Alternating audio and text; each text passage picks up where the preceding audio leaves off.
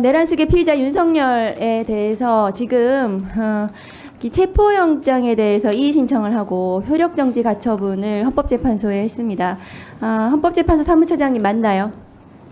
예, 지금 사건이 접수돼 있습니다. 접수되어 있죠. 예. 지금 체포에 대해서는 체포영장을 집행하고 형사소송법상 체포적부심으로 불복하는 것 외에는 다른 제도가 없습니다.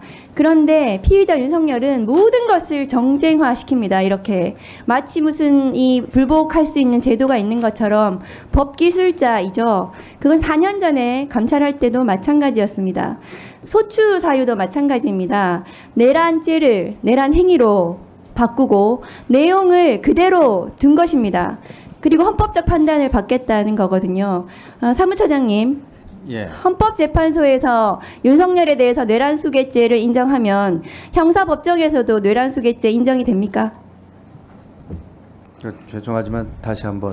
예. 헌법재판소에서 윤석열에 대해서 내란수괴죄를 인정하면 윤석열에 대한 형사법정에서도 헌법재판소에 귀속돼서 내란수괴 인정이 되냐고요. 헌법재판소에서 내란수괴죄를 인정을 하면 인정을 어떻게 한단 말씀입니까? 아니 지금 국민의힘에서 주장하잖아요. 내란수괴죄를 넣어야 된다고. 헌법재판소에서 내란수괴죄를 인정을 하면 형사법정에서도 그에 기속해서 헌법재판소가 내란수괴죄 인정했으니까 형사법정도 내란수괴죄 인정을 한다. 이런 제도가 우리나라에 있습니까? 사법체계에. 있습니까? 헌법재판소가 무슨 전심도 아니잖아요. 그러니까 범죄 성립 여부에 대해서 그렇습니다. 판단할 권한이 없습니다. 네, 헌법재판소는 범죄 성립 여부에 대해서 판단할 권한이 없습니다. 그래서 헌법재판만 받겠다고 정리한 거예요. 탄핵소추 사유를.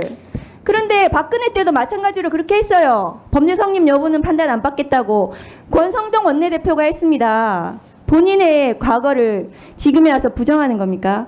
왜 모든 것을 그렇게 정쟁화해가지고 국민들끼리 싸우게 만듭니까? 내란 수괴가.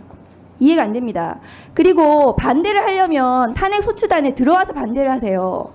왜 소추단에 국회의원들 지금 민주당, 조국혁신당 다 개혁신당까지 들어가 있어요. 본인들이 왜 안 들어와 있습니까? 거기에 참여를 안 했어요. 와가지고 의견을 냈어야죠. 왜 안 들어오고 밖에서 저렇게 정쟁화시키는지 이해를 못하겠고요. 윤석열의 이 끝도 없는 정쟁화, 그것이 예상되기 때문에 탄핵소추 사유를 정리를 해서 헌법재판만 받겠다는 것이 탄핵소추단의 의견입니다. 화면 좀 띄워주세요.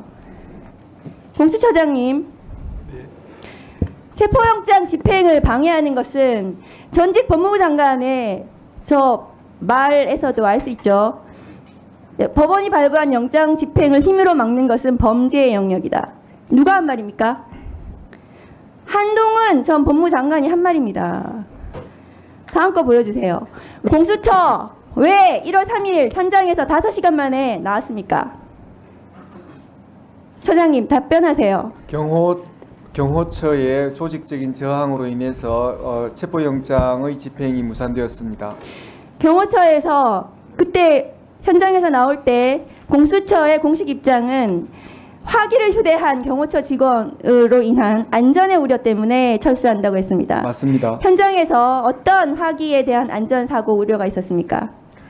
그것을 말씀하셔야 국민들이 납득을 해요. 5시간 만에 나온 게 뭡니까? 점심 먹으러 나왔습니까? 뭐 여러 종류의 그 화기고 지금 특정할 수는 없지만 그리고 지금 제가 그 화면으로 그 보기에는 장갑차 유사의 차량도 있었고 저희들 지금 아무 차량도 가지고 진입하지 못한 그런 상태에서 굉장히 퇴로가 막힌 상태에서 집행을 강행하는데 여러 가지 애를 먹는 그런 상황이었습니다. 아니 그러니까 현장에서 어떤 제보와 어떤 현장 파악이 되었기 때문에 화기로 인한 안전사고, 그러니까 지금 당시에 경호처 직원이 지금 제보를 했어요. 발포를 해도 된다는 박종준 경호처장의 발언이 있었다. 그런 부분들에 대해서 공수처가 당시에 그런 우려가 있었습니까? 어쨌든 그 심리적으로 또 물리적으로 여러 가지 위협을 느끼고 자칫 그 충돌로 인해 가지고 그 물리적 충돌로 인해서 뭔가 대단한 프레임 전환이 일어나면 저희들이 그 수사하는 걸 넘어서 여러 가지 나쁜 영향을 미치겠다는 그런 판단으로 그 더욱 집행해 나가지 못하게 했습니다. 지금 저 경호처장이 저렇게 버젓이 법원이 적법하게 발부한 법원이 2번이나 판단했습니다. 적법하다고 서울 서부지방법원에서요. 그런데도 불구하고 적법한 영장 집행을 방해한 저 특수공무집행 방해 내란의 공범 박종준 경호처장이 저렇게 버젓이 얼굴 내밀고 나와서 국민들한테 기자회견하고 있습니다. 이런 어처구니 없는 상황 이해가 되십니까? 이거는 윤석열식 언론 플레이거든요. 4년 전에도 마찬가지였어요. 감찰할 때도 밑에 부하 검사들 내세워가지고 자기네 뒤로 숨고 마치 불법한 감찰을 하는 것처럼 온 검사들 다 동원해가지고 언론에 저렇게 들이밀어가지고 동네방네 떠들게 하고 저래가지고 저 사람 지금 잡아야 되는 거예요. 현행범 체포를 왜 안 했습니까? 현장에서 국수본에서 하자 그랬는데 왜 안 했습니까? 공수처가.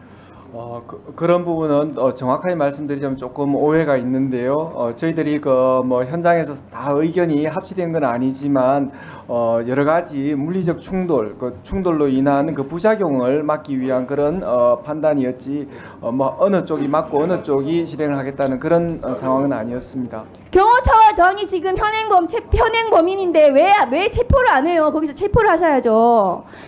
그리고 공조본부는 이 영장 집행과 관련해서 회의체 형성해가지고 회의 몇 번 했습니까? 이 진압 작전에 대해서. 진압 작전과 관련돼 가지고 지속적으로 서로 협의를 해온 아니 것은 맞습니다. 모여가지고 회의를 몇 번 했냐고요? 회수에 대해서는 제가 정확하게는 지금 모이긴 모였습니까? 제법 많은 숫자로 모인 걸로 알고 있습니다. 2차 집행 때는 제대로 진압 작전 성공하십시오. 안 그러면 공수처 그만 폐지하세요. 그런 부분 문제가 없도록 저희들 철저하게 준비해서 성공시키도록 하겠습니다.